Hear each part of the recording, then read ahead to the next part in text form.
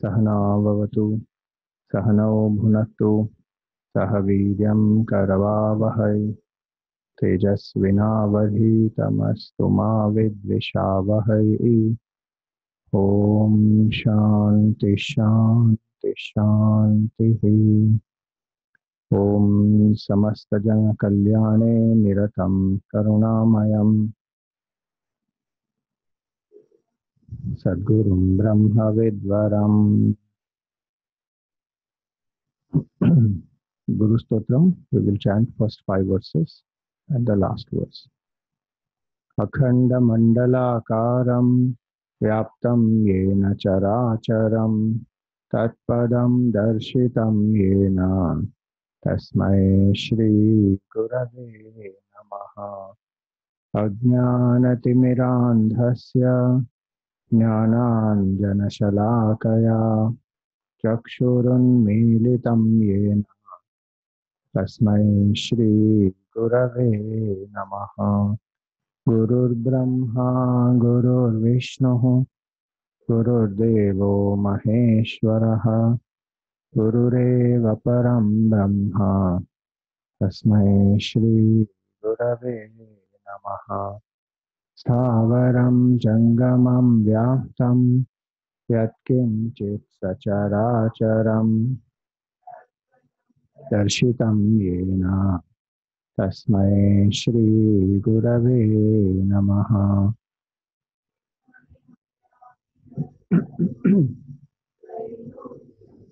Characharam Tatpadam Darshitam Yena Tasmai Shri Gurave Namaha. Tvameva Mata Cha Pita Tvameva Bandhuscha Sakha Tvameva Vidya Dravinam Tvameva Sarvam Mama Deva Deva Tvameva Sarvam Guru Deva Hari Om. Salutations to all. So we are on lesson 17. So far we have seen what is Atma,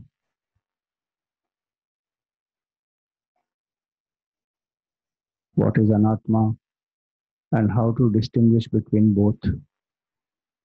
So in the last 2 chapters we have seen how to distinguish between Atma and Anatma. So the Panchakosha Vivek is what we saw. Now what is the objective of this Panchakosha Vivek is to actually know who am I, the self. By negating who I am not, the idea is to know who am I. And what Vedanta says that we in our essential nature are one with the Supreme Consciousness.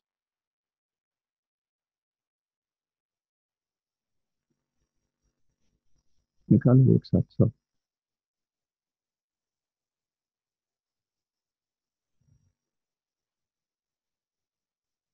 So we in our nature are one with that Supreme Consciousness. But how is it that we are one with that consciousness? So that is the next 2 chapters is to establish this identity, this oneness. So Jiva and Ishvara. Who are this Jiva and Ishvara? When the pure consciousness identifies with one equipment, one body, mind, intellect, and assumes an identity of Mr. So-and-so, then that Mr. So-and-so is called Jivatma. Is that Jivatma equal to Chidabhas or not?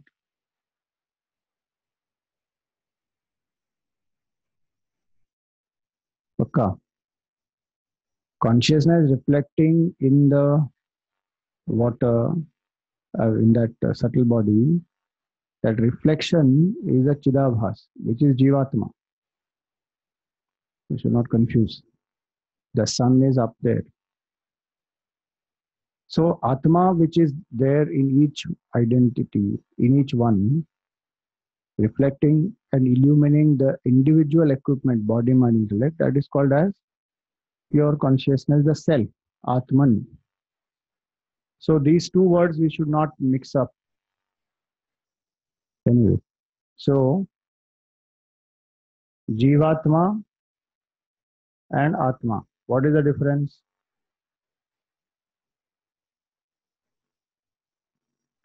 Ha. So Atma identified with the BMI is called Jivatma. What travels from one body to another? Atma or Jivatma?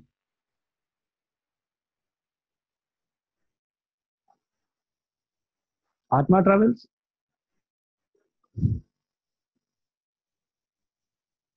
Don't tell me subtle causal body. I am asking between these two only. You find out which is subtle causal body in these two and tell me which travels. So how many vote for Jivatma?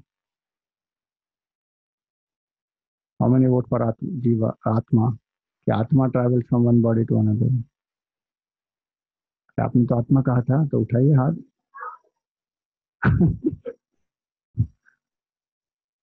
When we say Atma goes from one body to other, that word Atma is used very loosely. Atma, how can it travel? Atma is infinite consciousness, all pervasive. It doesn't go anywhere. We call it Atma because it is realized as the self within which illumines one BMI. As long as it is illuminating one BMI, we call it as Atma. But otherwise, it is same consciousness only, one pure consciousness. So Atma is the individual consciousness identifying with the microcosm. Microcosm is the Jiva, one body, mind, intellect. And Atma identifying with the total, Satchidanand identifying with the total world, the macrocosm is called Ishvara. Correct? It's called actually Brahman. Atman and Brahman. Consciousness is called Brahman. When it identifies and it takes a upadhi, it is called Ishvara, the totality, the creator. But otherwise it is Brahman. So Brahman and Ishvara, what is the difference? Satchidananda Swarup, Brahman. In that there is no creation, creator, creature, no division. When it uses the power of Maya, becomes Ishvara, and then creates the whole universe. That we saw how it creates and all that. So the consciousness identified with the total is called Brahman. Consciousness identified with the individual is called Atman. Why I brought this Jivatma and Ishvara together? Because we have to know very clearly, because we use the word very casually. So when we say Jiva and Ishvara, that Jiva and Ishvara are one. How is the Jiva and Ishvara one? We will come to that part, but little more understanding about the total we have to know. Some of you already know, some of you are new, so you don't know. When the identification of pure consciousness is with all the gross bodies put together, the physical plane, it is called, it is not there in your book here, but not Vishwa, Virat. Vishwa, Tejas, Prajna is consciousness identified with the individual. The individual gross body and waking state, when consciousness is identified with, then that consciousness is called Vishwa. Taijasa is subtle body and dream state. Prajna is causal body and deep sleep. Atma is known by all these three names, generic name. Same Atma, same Satchidananda Swarup Atma, when it identifies with the total gross body. Now, total gross body means not only human bodies, it means the bodies of all the beings plus non-living beings also, whichever has a physical form. No, but how is Atma there in the non-living being? It is there in non-living being also. If Atma is not there in non-living being, then it is not infinite, no? We learned three things, Sat, Chit and Anand. Are they the quality of Atma or properties of Atma or the nature of Atma? Not quality, not property, nature. Okay. It is the nature of Atma. So, though they are three, they are actually only one. Depending on the equipment, the manifestation happens differently. So, in a inert thing, only Sat aspect we can see. Does it mean Chit and Anand is not there? Chit and Anand is there or not? Now you are confused. Pata nahi hai ki nahi? Is there or not there?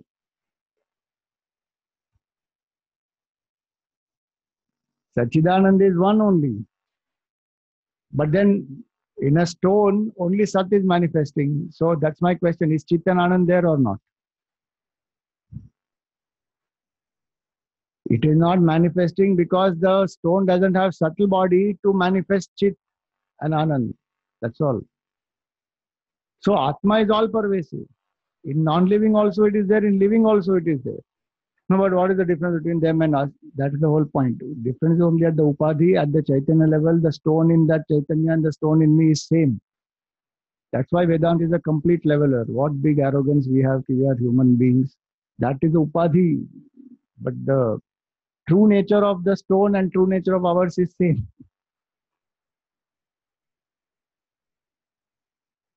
So anyway, the point here is that when we say consciousness identified with the total gross bodies, means gross bodies of living as well as non-living, not only on this earth, in 14 planes of consciousness. Now please see here the classification is put under gross external world, physical world.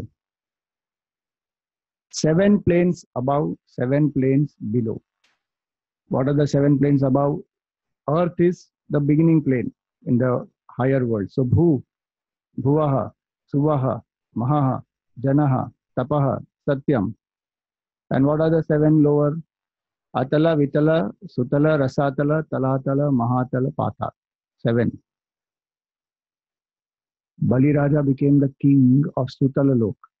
When Bhagwan pushed him, he became the king of Sutal Lok. He was not crushed under hell. He was made the king of that, and Bhagwan became a Dwarpal. So 14 worlds, they exist in the physical dimension.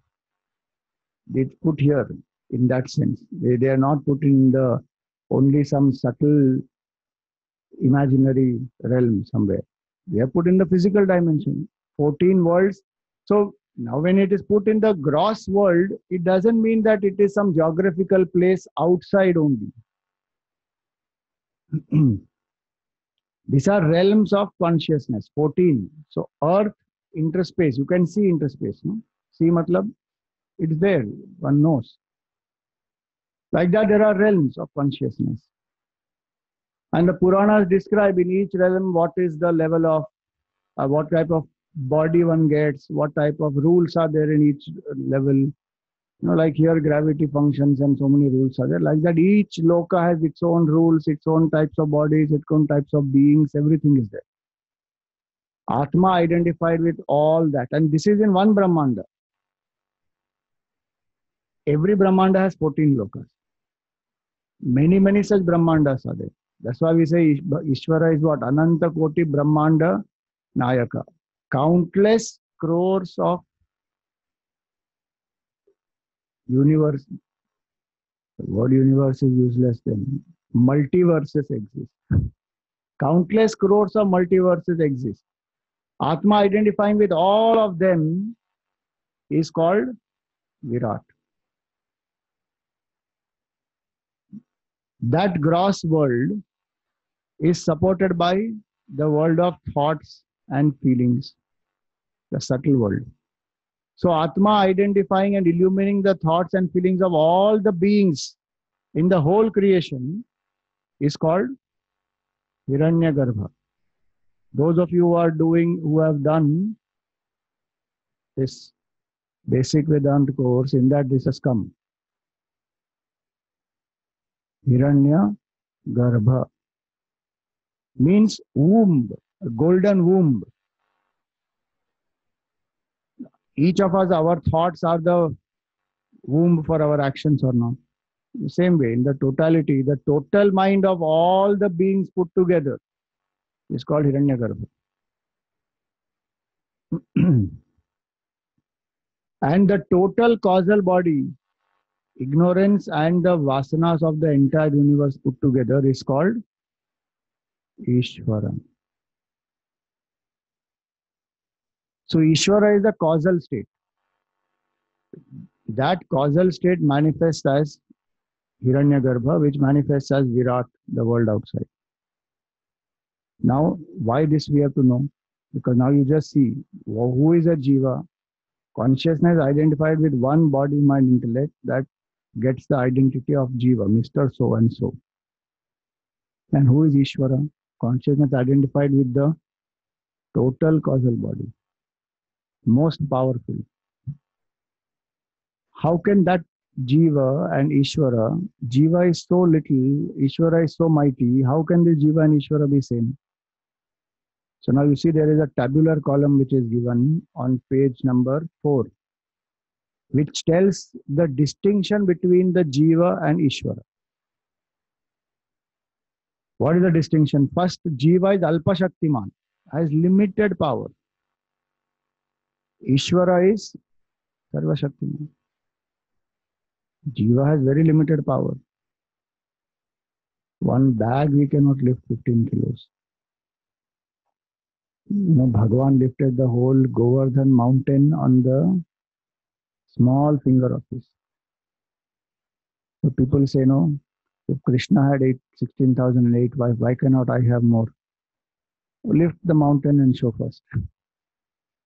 Bhagavan killed Putana at the age of 6 months. One cockroach comes, you will start running. So Jiva has little power, Alpa Shaktiman.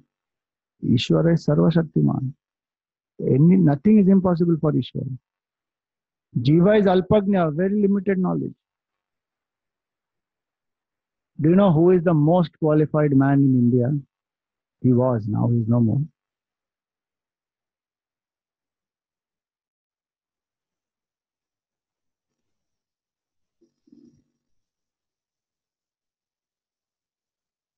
He is Dr. Shrikant Jichkar. He was a devotee of Gurudev also. Dr. Shrikant Jichkar. You do your Google research, you will know how many degrees, Baprabha. Youngest. And he was one, I think, MLA or MP also. MLA, no? From Maharashtra, he was an MLA, right? Most qualified person in India. I don't know in the world who it is, but in India. Now, however great qualification one may have, compared to Ishvara, Ishvara is Sarvagni, knows everything because the hearts of all the beings. So then where is the comparison? So Jiva is Alpagnya, Ishvara is Sarvagnya. Jiva is Parichinna, limited, from the top of the head to the tip of the toe. That's all. This much only the Jiva. But Ishvara is Vibhu, all pervasive. Doesn't have limited by form. Anisha, Jiva is controlled by so many things. Ishvara is the Supreme Lord. Nobody controls Ishvara. Jiva is controlled by so many things. Money, power, position, people, they all control the Jiva. But Ishvara is not controlled by anyone. He is the Supreme. He controls everyone else. Jiva is dependent on karma for happiness. Jiva cannot find happiness within, is restless, has to do something all the time. But Ishvara is karma adhyaksha, is swatantra. The power to do karma comes to us from Ishvara. The result also we get from Ishvara only. Ishvara is a karma adhyaksha and karma phala data. Jiva is a one who is dependent on karma. So it is karma adhin. Ishvara is one who provides the environment also for the Jiva to do karma. Ishvara is the one who brings the Jivas together for exhausting their karma. Everything is done by Ishvara. Jiva does only action at the BMI level. Jiva is Nitya Aparoksha. Jiva knows oneself in the sense that one feels I am. Though one is identified with the body, so one feels I am happy, I am sad, I am tall, I am dark, but it is experiential. Ishvara right now we don't experience. Ishvara right now is aparoksha. Sorry, paroksha is uh, different from me, far away from me also. So jiva, as long as one identifies with the body, one will always feel that the Lord and Ishvara are different. I am not, I am separate, God is separate, and the creation is separate. But Ishvara doesn't feel that way. Ishvara feels all are me only. Maya Mohita. Jiva is controlled by Maya, but Ishvara controls the Maya. So Maya meaning different ways to understand Maya. One is to have the identification that I and mine, that is Maya. May or more torutei Maya. I and mine, you and yours, that psychological differentiation, that is Maya. Or to say that happiness is from wealth, enjoyment, power, position, is to be under the control of that Maya. Not to know who am I and then being bound by things in the world, that is Maya. So Maya controls the Jiva, and Jiva is ignorant of one's own self. But who is Ishvara? He is the Mai, one who controls the Maya. And even when he takes the avatar, Maya does not affect him, because Ishvara knows all the time the divine nature of Ishvara. But Jiva has forgotten the divine nature, because the Jiva came under the influence of avidya, ignorance. So ignorance, when it is manifesting in the individual, it is called avidya. But when it is manifesting as power of the Lord, it is called Maya. Ignorance keeps the Jiva under control, but Ishvara keeps Maya under control. So Ishvara uses Maya to create the world, sustain the world, and dissolve the world. And Bandha Moksha Bhak. Jiva experiences bondage as well as liberation. But Ishvara is not bound at all. So where is the question of liberation? Now this is the difference between Jiva and Ishvara. Now just see how can both these be one. Your question. Never be one. How can one wave and the ocean be equal? It's not possible. Does Advaita say that or not? At Upadhi level, is Advaita saying that at Upadhi level Jiva and Ishvara are one? No. Advaita is also saying Jiva and Ishvara are different from Upadhi standpoint. No, Jiva is a part of Ishvara. Jiva is the Amsha, Ishvara is the Amshi. Is the total. Ishvara is the total. Jiva is one small part. Advaita Vedanta says, no, that is also not acceptable. Which means that Jiva, Ishvara manifested the Jiva from itself. How is that possible? That Brahman which is changeless, how did that Brahman which is changeless produce anything? Remember, we did the definition of real, unreal, and mithya, illusion. Real is that which is changeless in 3 periods of time. And we know, at least today intellectually, we know that pure consciousness which is infinite. Infinite means changeless. How can the changeless produce anything? But still we are seeing the changing. That which cannot exist but which appears to be, that is called mithya only. So we cannot even say that it is a part of Ishvara. Then how are Jiva and Ishvara one? Only from the essential standpoint of the Tattva. The water in the ocean and the water in the wave, both are same. If we remove the conditionings of the form of the wave as well as the ocean's totality, if you remove the conditionings, what remains is only water. As water, there is only water, there is nothing else. No wave, no ocean, there is only water. Ocean and wave is only words. So that's what Shankaracharya ji says now, this beautiful verse in Vivek Chudamani, how the oneness is to be understood. Mrit karyam sakalam घटादि सततम् मृन्मात्रमेवाहितम् तद्वत् सज्जनितम् सदात्मकमिदम् सन्मात्रमेवाखिलम् यस्मान्नास्ति सतः परम् किमपि तत् सत्यं स आत्मा स्वयं तस्मात् तत्त्वमसि प्रशान्तममलं ब्रह्माद्वयं यत्परम्.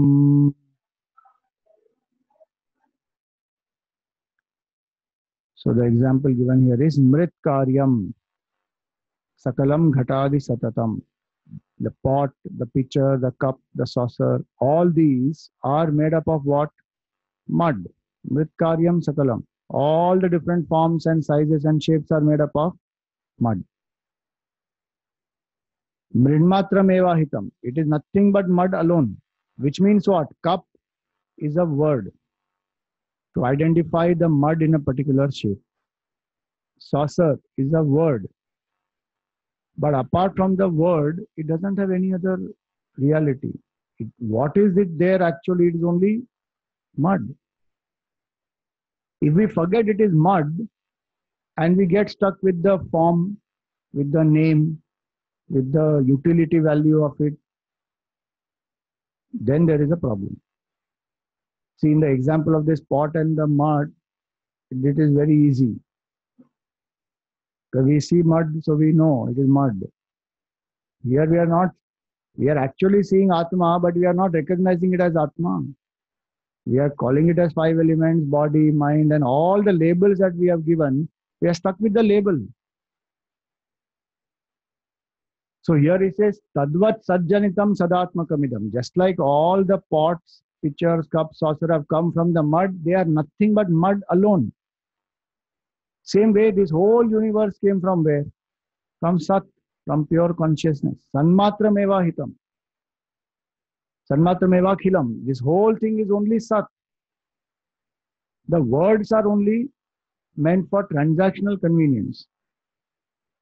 But we forget the essence and we are stuck now in the name and the form. Yasman nasti satap param kimapi tat satyam sa atma swayam. Hence there is nothing else except Sat, and that is your Atma, that is your true self.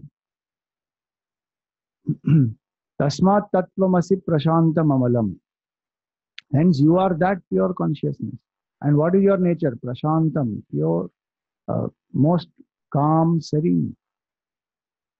Atma is beyond all agitation, so prashantam. Amala, it is purest. There is no impurity in that Atma. And it is Brahma. It is that supreme Brahman.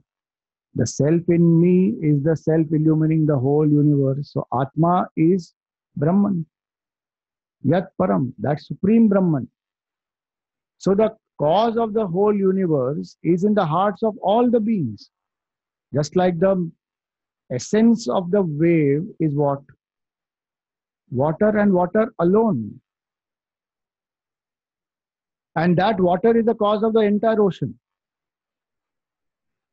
So every single wave is actually an appearance of the ocean only, of water basically. But when that is forgotten and the name and the form, so we see big wave, small wave, foam, bubble, lather. Now we have forgotten it is water. In the same way here we have forgotten that there is one pure consciousness which alone is appearing as all this, and that is me, not as the Jiva, but as the Atma. And that Atma in me is only one, which is infinite, which is Brahman. So Brahmadvayam is non-dual Brahman. So it's not that Atma in me is different from Atma in you. That many people think like that. Atma of each one is different. Atma is not different. Atma is not a small little thing inside. It is common to all. It is one Atma only. In Guru Stotram we chant, no, Madatma Sarva Bhutatma. There is only one Atma. And hence if I hurt somebody, whom am I hurting? My true self only. No, no, but this BMI is not affected. No, so how does it matter? That is the problem. That distinction we have created. No, that is the problem.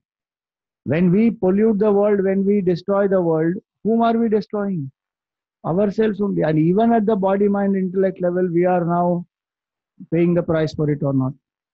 The more we think the world is separate from me and we exploit, the more we think people are different from me and exploit. It all comes back to me only. Rains are not going only. Every day people are telling, Arey, it is not ending, it is not ending, it is not ending. And funny, funny things people are doing to end it.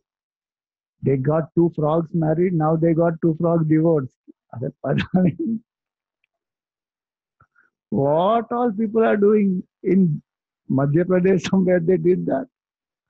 They got two frogs married 1 month before because rains are not coming. Now too many rains are coming, so they got them divorced.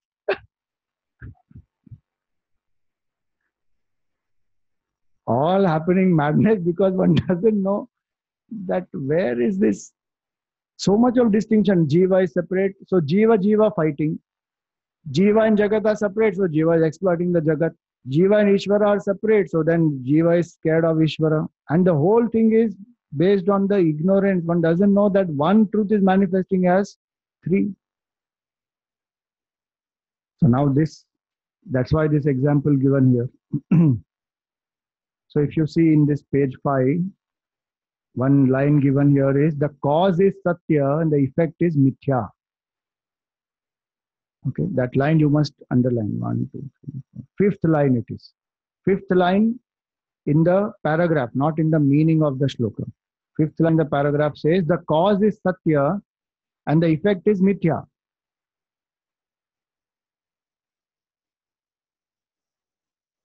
Effect is Mithya in what sense? Their name, form, etc. is just a label, it's just a word. If you remove the cause, will the effect remain? No.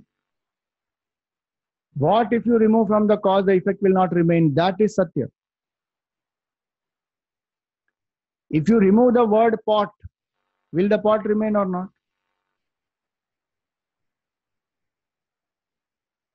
That form of pot will remain or not? But if you remove mud, pot will remain? No. So what is real, mud or the word pot? Mud alone is real. What in us, if we remove, we will cease to exist. That existence, consciousness, bliss, that is my nature. This body, mind, intellect also came from there only. It's a manifestation of appearance of this only, that pure consciousness. That's why we saw that creation theory. Brahman becomes Maya, from Maya becomes 5 elements, from 5 elements comes this whole world. Which means what? The cause is, the effect is nothing but cause in just another form. The mud modifies to become the pot. And what is the modification? Only in the form. It is same mud only. So one form you make it like this, round with some circle on the top and a mouth on the top, and so that is called pot. When you make it flat with little curve on the sides, that becomes a saucer. It is mud only. So mud, if you remove, pot will not exist. But the word pot, if you remove, the form of the pot and mud still remains. Name and form we change or not? How many bodies we have taken so far? Countless number of bodies. Countless names also have changed. The I doesn't go through any change. So that is the truth. So once one understands this, using the example of the pot as well as the waves, in our daily life it may appear that it is difficult to do, because in pot and mud example, both are visible. They are tangible. In this, Atma is not tangible to us through the senses, but Atma is experience. No, aham is there right now here. The difference is only this, that in the pot and mud example, I am seeing it outside. Here, I have to know it here in my heart. My identity right now is with BMI. I have to shift that identity to the self. So it's a subtler operation. Like in the wave and the ocean example, even when I am seeing the wave, I should still say that this is nothing but water. Same way, pot example. Even if I am seeing the pot, what should I say? It is only mud. The limitation is that here externally through the eyes, I can see the mud and see the water. But in our case, we don't see it with the eyes, but we experience it. That's why it is the feeling in our heart. Aham, aham, aham. It is there. So it's not that it is not experienceable. And it is not that it is something very abstract. Many people think like that. Atma is very abstract, God very, very abstract. How is abstract? It is here and now. It is my nature, aham. What is a subtle concept of the buddhi that you can call as abstract? That which is my nature, even the smallest of the creatures, an ant will know aham, aham, aham. That feeling of isness is there in an ant also. Just that it doesn't have the buddhi to be recognizing it as you and I recognize. That's all. But it is there. In Bhagavad, that story comes that when Vedavyasji was walking, he was going fast somewhere. And there was a worm, slowly moving. The worm also feels that somebody is coming towards me, it's getting threatened. So it was trying to move fast to save its life. Looking at that, Vedavyasji wondered, you see, it is how Chaitanya Atma reflects even in the smallest of the creatures, that it knows its existence and it wants to save itself. It knows that there is a threat and it wants to save, so it's trying to move fast. So the idea here is that this is not an abstract thing. It is there in our heart. But today it appears abstract to us because my attention is outside.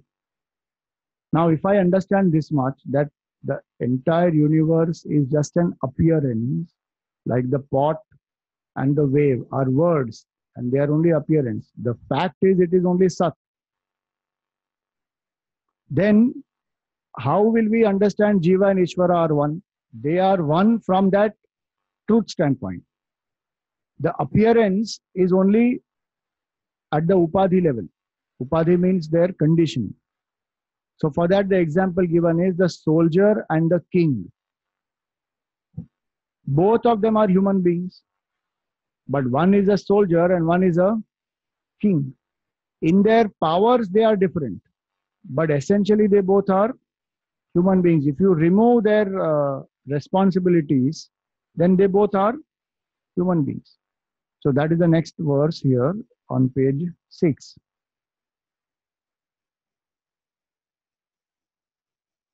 एतावुपाधि परजीवयोस्तयोः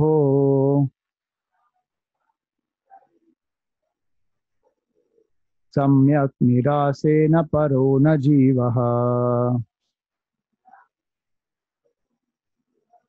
राज्यं नरेन्द्रस्य भटस्य खेटकः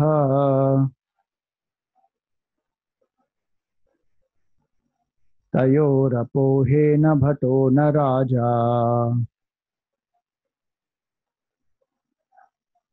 Eta upadhi parajivayostayoho. Between the para, which is Ishvara, and Jiva, this difference is only between the upadhi. What is the difference? The difference is Atma identified with the microcosm. One body, mind, intellect, or one gross body, subtle body, causal body is called Jiva. And that Atma identified with the total gross body, subtle body, causal body is called Ishvara. The difference is only in the upadhi. Samyak nirase na paro na jivaha. If you remove the upadhis, then it is neither jiva nor ishvara. How? Rajyam narendrasya. A king has the kingdom. So the jurisdiction of the king is he rules the whole nation, and then he has to take care of the welfare and then the safety, security, education. That the whole thing identified with the whole kingdom, that is his duty. So he is a king. And what is a soldier? Bhatasya khetakaha. The soldier has one shield and one sword. And he has to fight when the nation is under attack. So both of them are having certain responsibilities based on their roles. Tayor apohe. If you remove the responsibilities, na bhato, na raja. Neither soldier nor king. So Swamiji, we have to remove our upadhi, means body, mind, intellect gone. No, remember what we have to remove is false identification. That is a problem. BMI is not a problem. In this example, you remove the upadhi of the king and the soldier. There's a limitation. You actually take away the kingdom, you actually take away the shield and the sword.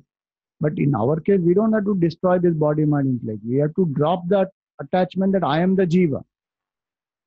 So now this Atman and this Brahma, you see, there is the word used here is Vishishta Chaitanya and Nirvishishta Chaitanya. Nirvishishta Chaitanya means Atma which is not identified with any conditioning. Vishishta Chaitanya means Atma identified with one BMI, that Vishishta Chaitanya is called conditioned consciousness. That is the Jiva. And consciousness identified with the total Ishvara, the total causal body, gross body, subtle body is Ishvara. So this Ishvara and Jiva are Vishishta Chaitanya. Atma is Nirvishishta Chaitanya. By itself, pure consciousness is Nirvishishta, does not have any limitation. So now what has to be done here? How is the identity? Atman and Brahman, we already saw the difference. Identified with one BMI is Atma, with total BMI is Brahman. So the definition of Brahman etymologically is Brihatvat Brahma, that which is the biggest, which has no limitation of time, space, causation. So this identity between Atma and Brahman is, how is it formed? Rishikesh, when यहाँ पे लिखूंगा तब ये थोड़ा ऊपर करके यहाँ पे फोकस करूँ. So Jiva is equal to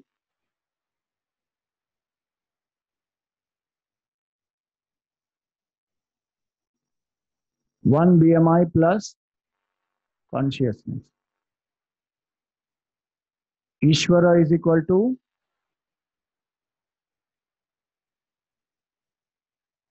total BMI plus consciousness. Okay.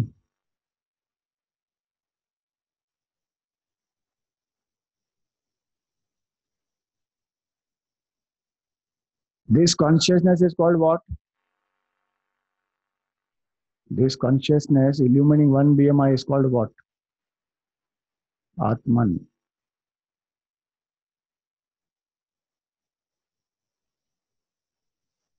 This consciousness identifies with total is called Brahman.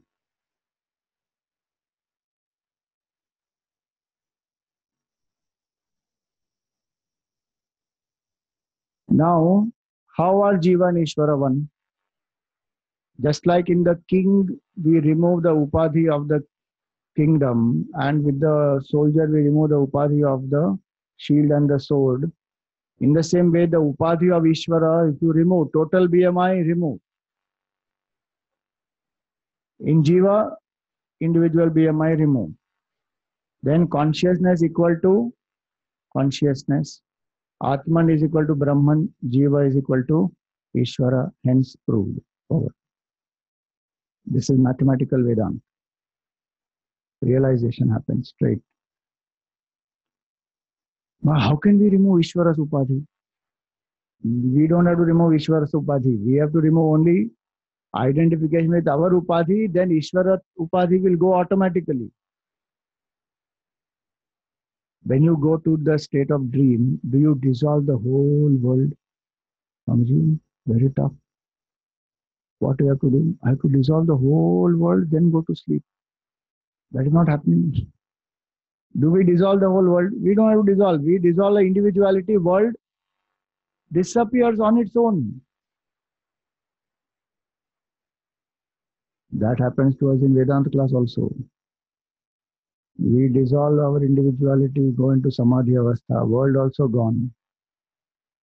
Experience realization that moment only. You can keep telling theory, Swamiji, this lesson number 16, 17 I experienced in the class. Jiva Upadhi gone, Ishvara Upadhi gone. What did you experience? Sushupti Avastha. Sushupti avastha, happily I experience.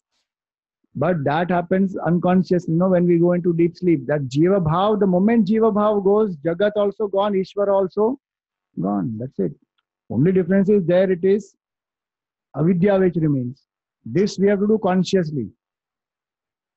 See Bhagwan's grace, how it works. Just now we celebrated Onam, and this is the chapter we are doing. The Mahabali story is meant for this only. The Mahabali promised to Vaman Avatar, Bhagwan, that I will give 3 steps of land. And Bhagwan accepted that promise and he said, okay. And he grew in size. With 1 foot he captured the earth, with the other he captured all the higher worlds. Now he says, where do I put the 3rd step? The whole universe is covered now. You tell me where to put the 3rd step. So Bali Raja comes forward and he says, you please put on my head. What does that mean? Jiva has surrendered his Jiva Bhav. If Jiva surrenders Jiva Bhav, Ishvara surrenders Ishvara Bhav. If Jiva Bhav gone, Ishvara Bhav gone. That is this. One BMI identification, if it goes, total BMI identification will dissolve on its own. We don't have to do anything. Then what will the person realize? I am Brahman. You just see Mahabali's story is so beautiful.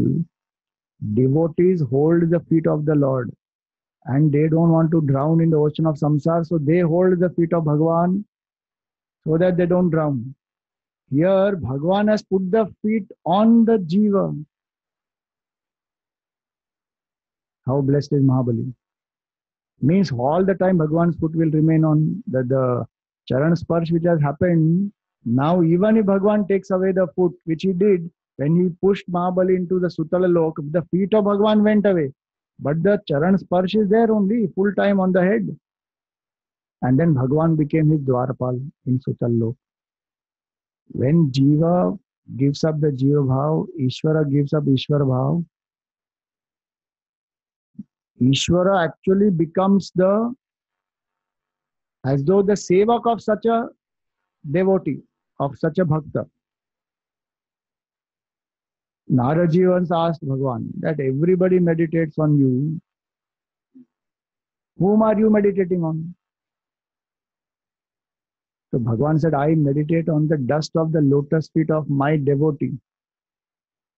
You see, devotee is meditating on the feet of the Lord and Bhagwan is meditating on the dust of the feet of the devotee. And he says, I run behind the devotees because the dust of the feet of the devotee should fall on my head. I like that dust. So this is what it is. Identification with the BMI has to go. How it will go? Either through path of contemplation. I am not the body, mind, intellect. I am Brahman. In this Vedanta mark, it is that. Or through path of surrender. I am zero. Bhagavan, you are everything. You are Karta, you are Bhokta, you are everything. I am nobody. Only 2 methods available. No, what about Karma Yoga? Karma Yoga is also expression of Bhakti Yoga. What about that also is Bhakti Yoga? It comes into that finally. So the point here is this identity between Jiva and Brahman is not an intellectual concept here. See, here we may have proved it mathematically. But sadhana is, all those sadhanas what we learned earlier in the 13th chapter, they are meant for this body, mind, intellect identification must go down. More and more it goes down. This is to understand very clearly intellectually, because we remember the 3 sadhanas we learned in the earlier class in 14th, chapter 14. Shravan, Manan and Nididhyasa. So intellectually we have heard that Jiva and Brahma are one. But a lot of doubts will come. Right now we are even listening to it at intellectual level. Right now Shravanam is happening, that how Jiva and Brahman are one. Then after this, what has to be done? Manan has to be done properly, that how am I one with that Supreme? The key of that Mananam is the definition of I. The more I think I am the body, mind, intellect, the more confusion only will be there. That's why body identification has to go. So how it will go? Do seva, serve the Lord. With the bhav that I am put here by the Lord, I will do this as my duty, offering to the Lord. Through karma yoga sadhana, purify the mind. Through japa, vipassana, unify the mind. Then this body identification will go in, and I will be able to do proper listening also. Otherwise, with all the impurities in the mind, if I listen, I may get some understanding, but my definition of I still remains in the body only. So somewhere the confusion will still remain. How can I be equal to Ishvara? And hence he said, Hanumanji, what he said, these three levels, every jiva goes through three levels of evolution. Deha buddhya dasoham. When Bhagavan Ram asked Hanumanji, what is your relationship with me? He said, Deha buddhya dasosmi. At the level of the body, I am your servant. See, Deha buddhya dasosmi meaning I am different, you are different. That is this Dvaita. Ishvara is completely different and Jiva is completely different from Upadhi standpoint. Ishvara is unlimited power, Jiva is limited power. So the Jiva must surrender and serve. That is the method to get out of body identification. Jiva buddhyatva damsha. As a Jiva, when I identify with subtle body, I am one part of you. Meaning all the properties that Bhagavan has, they are in the Jiva also. Ichha Shakti, Kriya Shakti, Jnana Shakti, they all are there in the Jiva. But in limited power. But when I serve with that attitude that I am a part of God, I am not the body, mind, intellect, I am divine. Divine qualities are my true nature. Peace, love, happiness is my nature. Then slowly, slowly the body identification goes. Jivatma bhav also goes. Then one comes to listen to Advaita Vedanta. Then one can negate the ego, I am not this at all. That final negation, when it has to happen, when it happens, that is called one BMI identification is gone. Atma buddhya tva damsha. At the level of Atma, you and I are one. He says to Lord Ram. So that's what this is. Now here the another example which is given is of a circle. So this is the circle center. Circle center is C1. And this is the circle. Okay. It is not in the center. After drawing the circle, we will put that. Chalo, center. C1. And who is this? What is this circle? This is the Jiva. The circle is the Jiva. Now this is another circle. Don't say this is not circle. Assume this is circle, okay? Now who is this circle? Ishwar. The circle of the center of the circle is the same, okay? But here we are writing differently. C2 is the center of this circle. But the difference is only in the area occupied by the circle. Is the difference there in the center? No. If you remove the circle boundary of Jiva, if this goes, what happens? If I remove the identification of BMI, what will happen?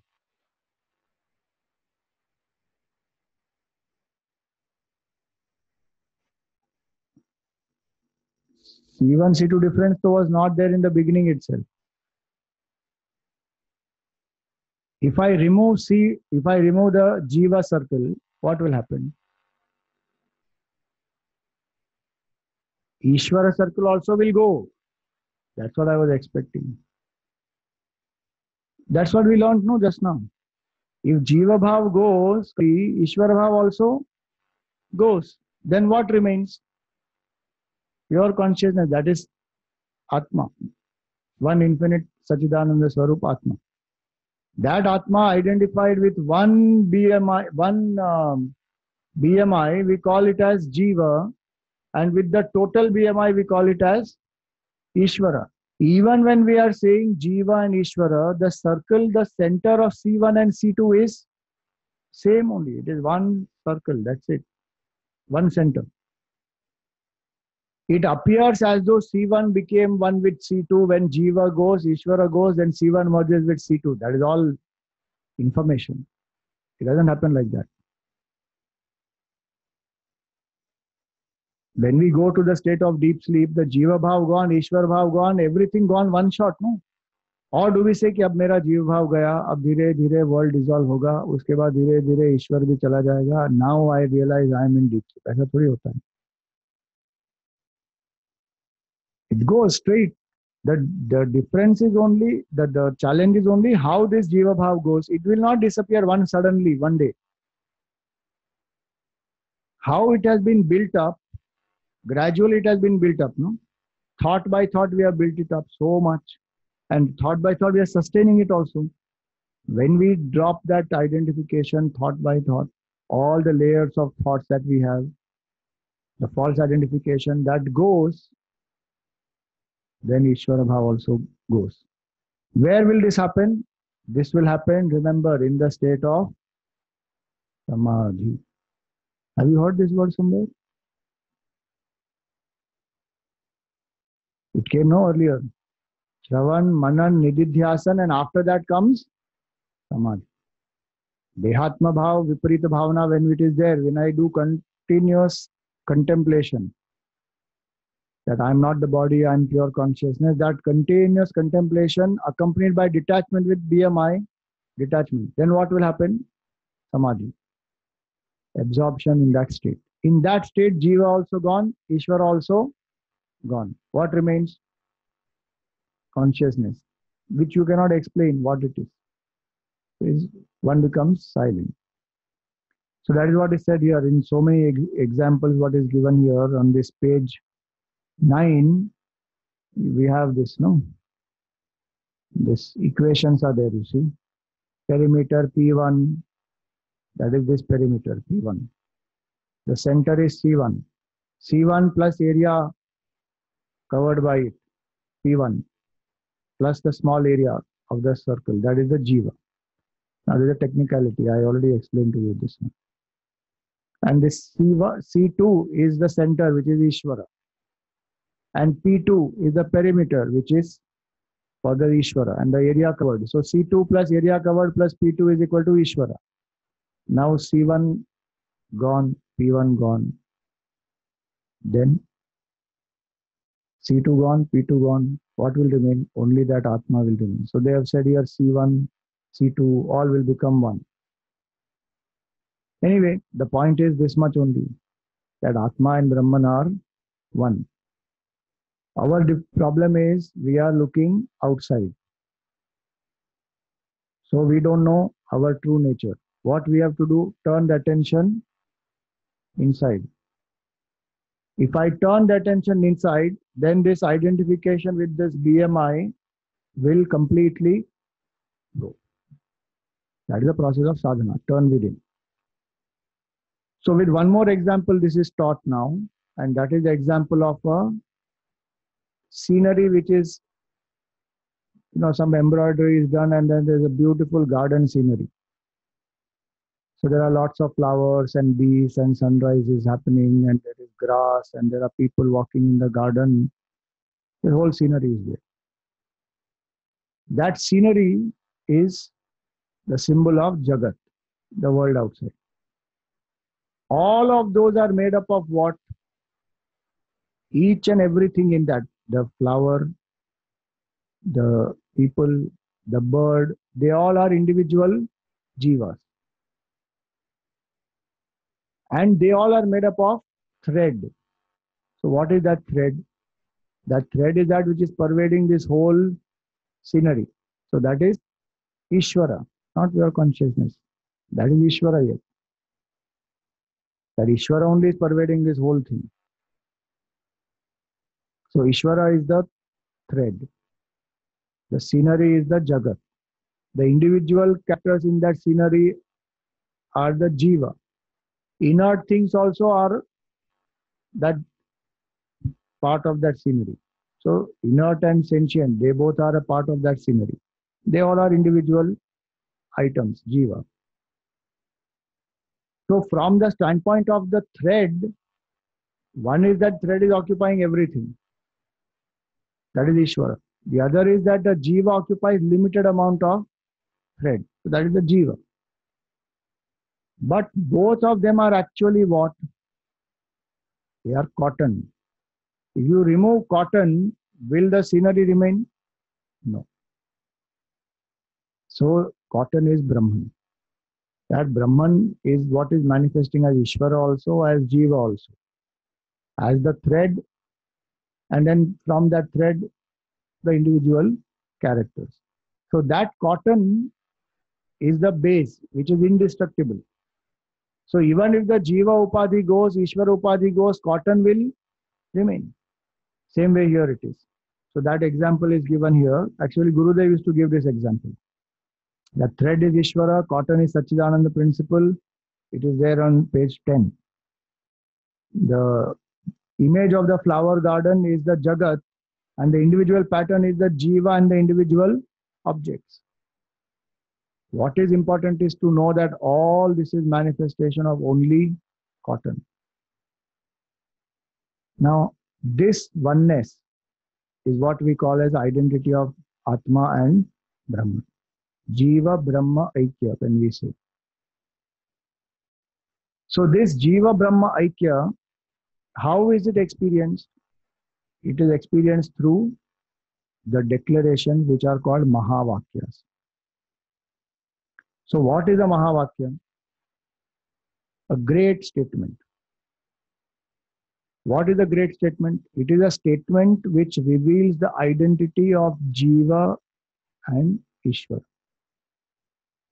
How many Mahavakyas are there? Countless Mahavakyas are there. 4 are only main, which were we, for our memory aid, from one Veda, we have taken one Mahavakya. So 4 Vedas, 4 Mahavakyas. But every Upanishad has a Mahavakya. If the Upanishad does not have a Mahavakya, then it is not Upanishad, because the objective of the Upanishad is identity of Jiva and Brahman. So how many Mahavakyas are there? Countless are there. You see in this page 11,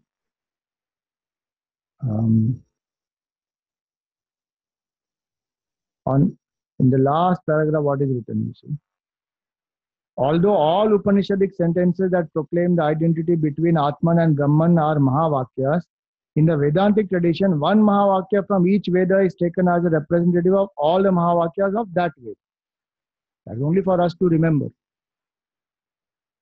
So these four major Mahavakyas are there. Now please remember, Mahavakyas of any Upanishad we can use to contemplate, to realize our identity with Brahman. Not only these 4 required. As it was said, these 4 are taken from one Veda, and they represent the Mahavakyas of all the Upanishads of that Veda.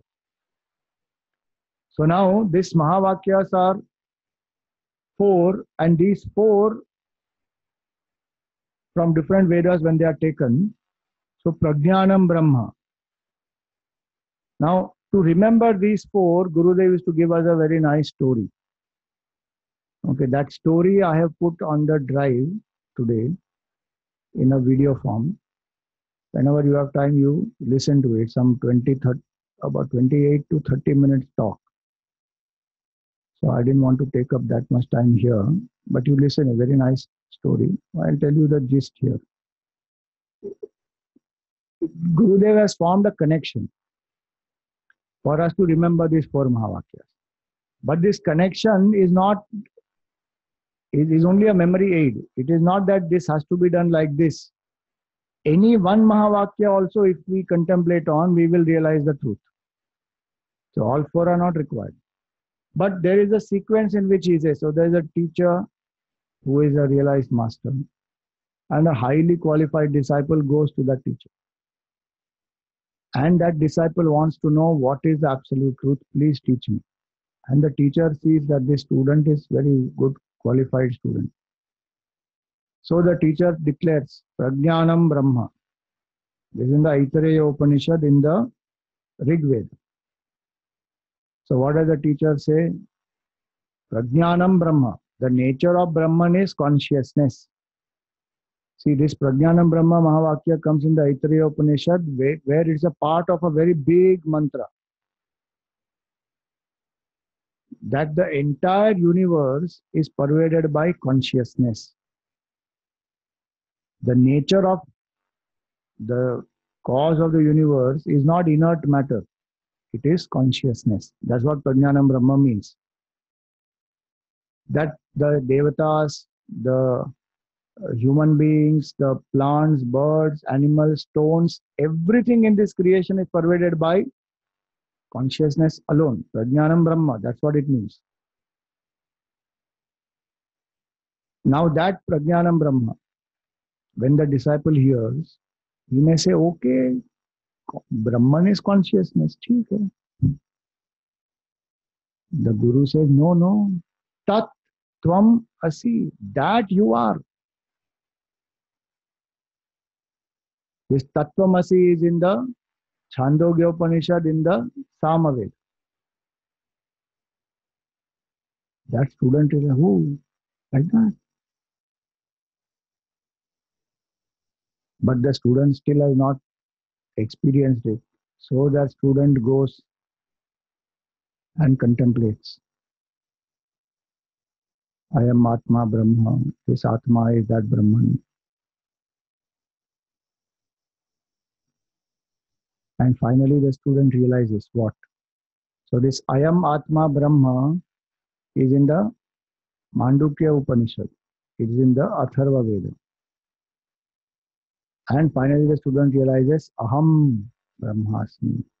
I am pure consciousness. That is in the Yajurveda in the Brihadaranyaka Upanishad.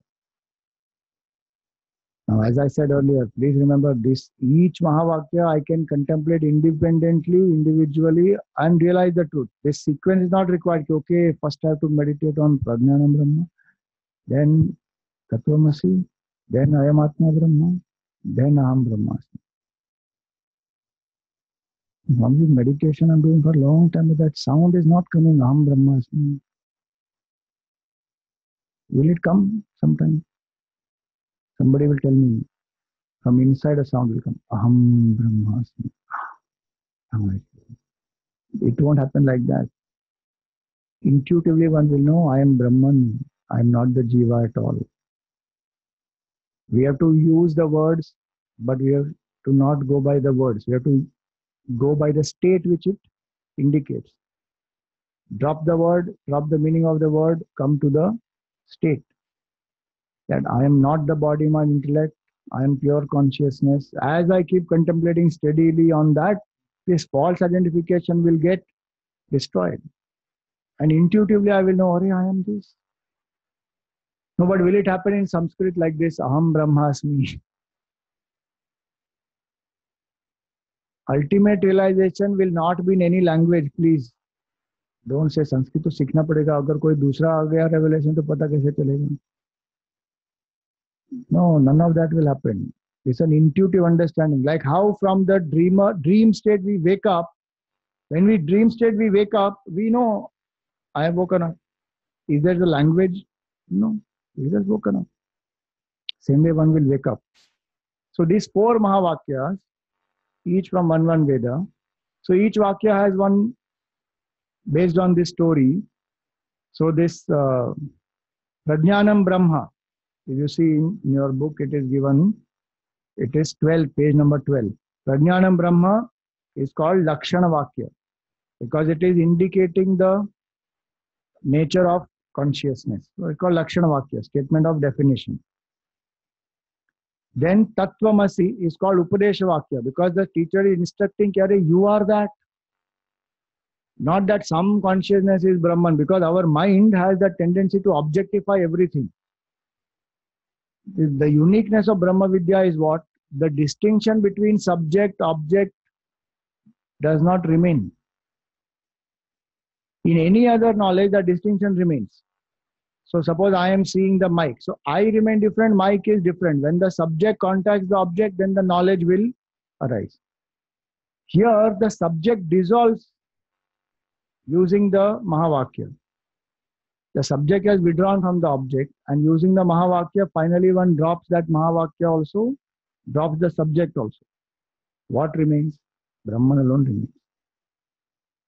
But generally the mind will objectify everything. So we also think that when Bhagavan, when it is said here Atma is equal to Brahman, the mind still thinks, okay, some Atma is there which is equal to Brahman, but I am the body mind intellect.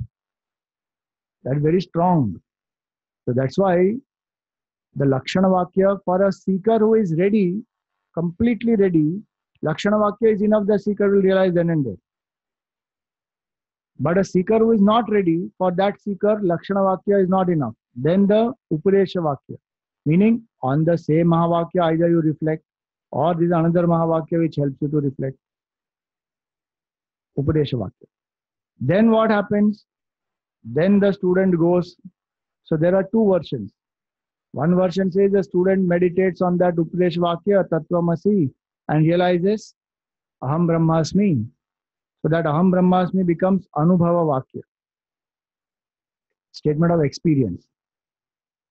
And then that student goes back to the teacher. And the teacher says, now you revel in this, I am Atma Brahma. So then that is called as Anusandhana Vakya.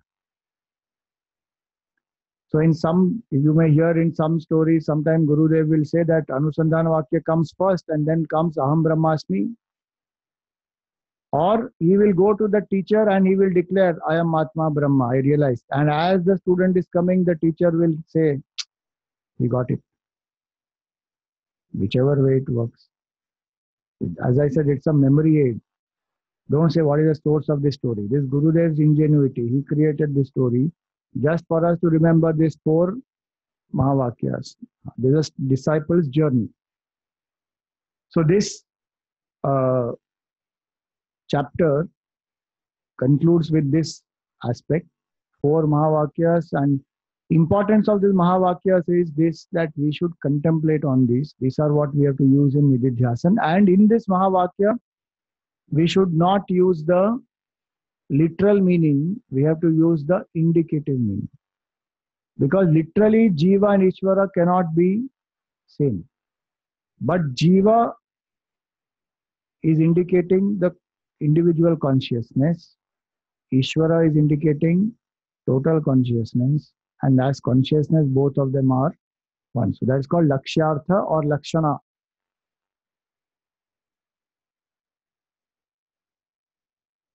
You remember, no? Swarup Lakshan, Tatastha Lakshan, Atadvyavritti Lakshan. There you have used the word Lakshan.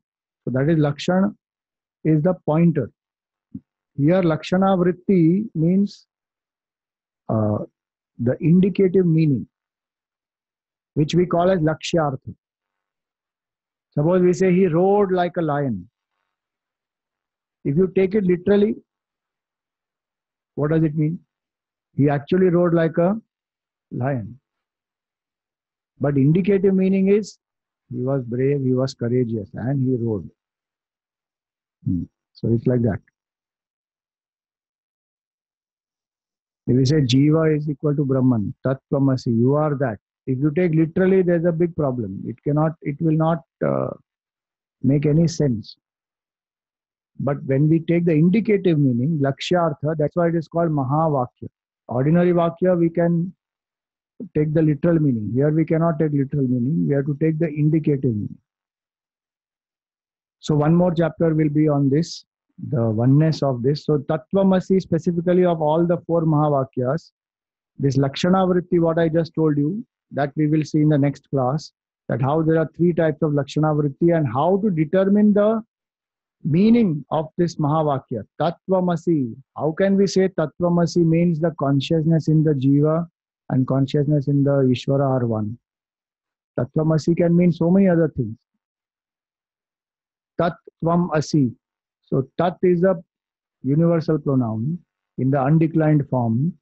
People take it. So they say Tasyatvam-asi, meaning you belong to God. So the non-Advaitic interpretation will be that Advaita will say, no, you are essentially one with God. Non-Advaitic interpretation says, Tasyatvamasi. You belong to Ishvara. You are not one with Ishvara. You are a servant of Ishvara, or you are a part of Ishvara. And most of the time, majority of the people are happy to believe this much. I'm a part of Ishvara. I'm a sevak of Ishvara. Easier to believe. You are one with Ishvara. Many will consider it blasphemy. And others will not accept only, how can I be one with Ishvara? Are, who is that I? I is not this Jiva. Datta Vedanta also is saying, how is Jiva is equal to Ishvara? But that I is that Atma. As Atma, you are one with Ishvara. Then this country has produced so many great masters who have experienced it, who have proclaimed it fearlessly, who have shared it with people also, and they continue to share today also. People may accept or not accept across the whole world. So many things have happened. Blessed at least are this our land where this has produced so many such masters who have proclaimed straight. There are masters across the world who have experienced it. So it's not limited to India only. Even in Sufi culture, they say, An al-Haq, meaning, I am that, full stop. Jesus said it. The Father in heaven and I are one. They crucified him for saying it because they said this is blasphemy. But he is telling the truth. From the Advaitic standpoint, from consciousness standpoint, he is telling the truth. So that is what it is. So that is the ultimate realization. So of the four Mahavakyas, Tattvamasi is considered as the most popular also. And so we will see how this Tattvamasi means pure consciousness is you. That is in the next class. So the question is, I'm repeating question because in the webinar they can't hear the question. So the question is that devotion is important, and in devotion inherently there is submission. So how can we not have that? See, the point is the submission is in the sadhana, which has to be done, which is the only method. Surrender of the ego is the only method, whether you do through bhakti submission or through nididhyasana negation. Submission, negation, they are only two different parts, but they are actually sublimating the ego, dropping the ego. So submission is required. As long as Jiva Bhav is there, Ishvara is there, and Jiva surrenders the Jiva Bhav to Ishvara in bhakti, or Jiva drops the Jiva Bhav in nididhyasana, in jnana. But ultimate state, there is no division at all. There is no Jiva, there is no Ishvara, there is no bhakti. That is called para bhakti, where the devotee and the Lord become one. The difference between the devotee and the Lord is at the apara bhakti level, one lower level of bhakti. Para bhakti is where there is no distinction at all. The lover and beloved have become one. That para bhakti is Advaita. From that standpoint, like we say here, the circle is the same. The center of the Jiva circle and the center of the Ishvara circle both is the same. They are concentric circles.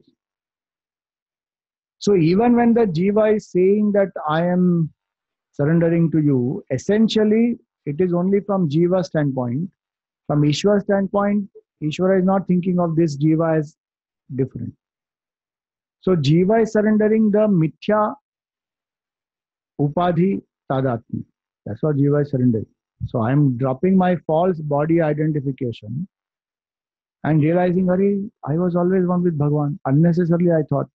And hence, you see, beautiful. If you don't proclaim you are one with the Lord, then you are a blasphemer.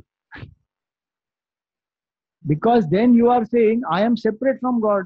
Means you are challenging the infinitude of Bhagavan only. How can you be separate from Bhagavan? Infinity means everything. Arrogance is to say I am different from God. Arrogance is not to say I am one with God. To say I am one with God is the fact. Infinite.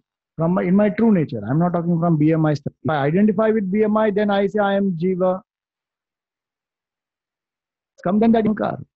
But to say that I am the one with truth, People don't accept. You will be eternally be servant of God. You will eternally be a part of God. You can never be one with God.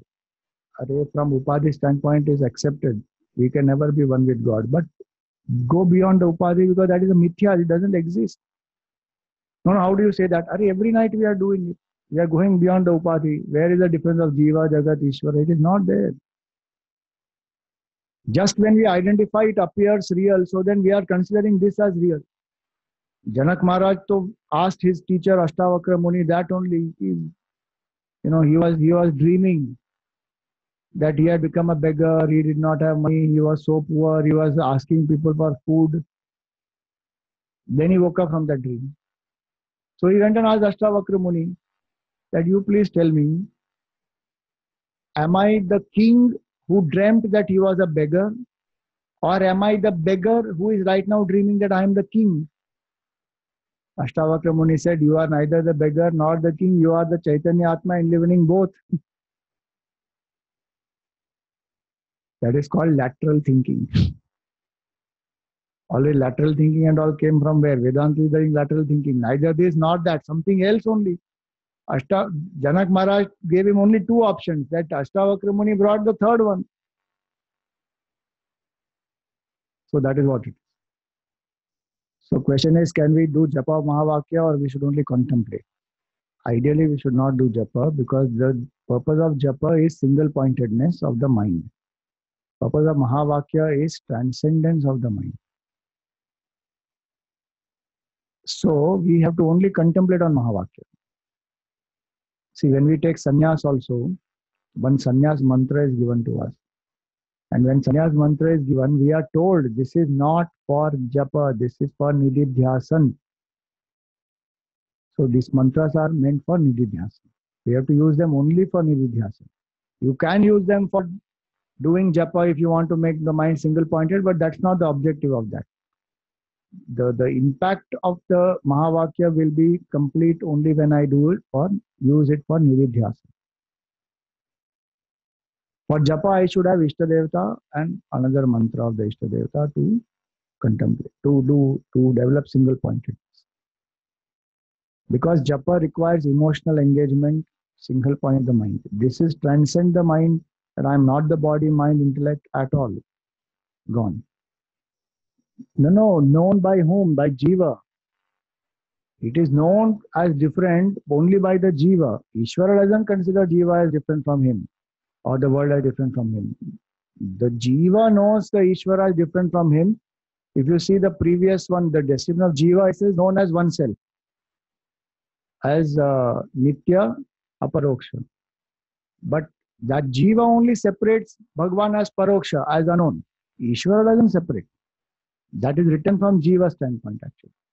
Because the jiva separates paroksha. See how it is. No, from the disciple standpoint, the guru-shishya relationship exists. From guru standpoint, it doesn't exist.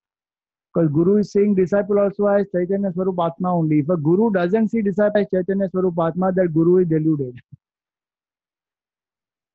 That's why in that Mano Buddhi Hankara Chittani Naham, it says, Na bandhur, na mitram, gurur naiva shishya, chidananda rupa, shivoham, shivoham. That's the guru standpoint is that only. There is no, where is the question of guru and disciple? That only the disciple maintains. Same way, Jiva says there is a Ishvara separate and world separate. So as long as Jiva says, then he says, okay, there is a Jagat, there is a creator. So it is at Paroksha. But Ishvara doesn't see. Ishvara sees the whole thing is me only. Okay. So we continue in our next class. Next week, no class. We have talks at Bandra National College. All of you are welcome. You can come there. From heights of Vedant, we will come to simple practical tips. Success at relationship, success at work, success in life, all that. Success the Gita way. That those 3 days talks will happen, which we did in Oberoi Springs. Now it will happen in National College in Bandra.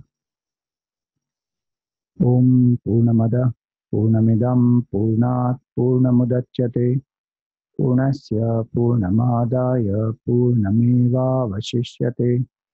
ॐ शान्ति शान्ति शान्तिः। हरिः ओम श्री गुरुभ्यो नमः। हरिः